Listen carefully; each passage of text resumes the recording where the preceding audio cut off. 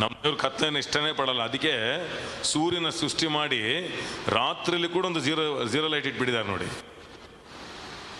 ಅಲ್ವಾ. ರಾತ್ರಿಯಲ್ಲಿ ಕೂಡ ಒಂದೇನಿದೆ, ಒಂದು ಚಂದ್ರನಿಟ್ರ ಅಂದ್ರೆ ಅವ್ರಿಗೆ ಕತ್ಲೆನೇ ಇಷ್ಟ ಇಲ್ಲ. ಅದಕ್ಕೆ ಅಮಾವಾಸ್ಯೆ ಬಂದ್ಬಿಡ್ತು ಅಂದ ತಕ್ಷಣ ಎಲ್ಲ ಸ್ಟಾರ್ಟ್ ಮಾಡ್ಕೊಂಡ್ಬಿಡ್ತಾರೆ. ನಾನು ಹಾಗೂ ನೀವೇ ಬೆಳಕು, ಬೆಳಕು ಬಿಸಿಲು ಯೇಸು ನಾಮದಲ್ಲಿ. ಹಲ್ಲೆಲೂಯ. ಹಾಗಾದ್ರೆ ಮೊದಲನೇ ಕತ್ತಲೆ ಏನು? ಆಲ್ರೆಡಿ ಜಗತ್ತಲ್ಲಿ ಕತ್ತಲೆ ಇದೆ, ಕತ್ತಲೆ ಶಕ್ತಿಗಳಿದೆ.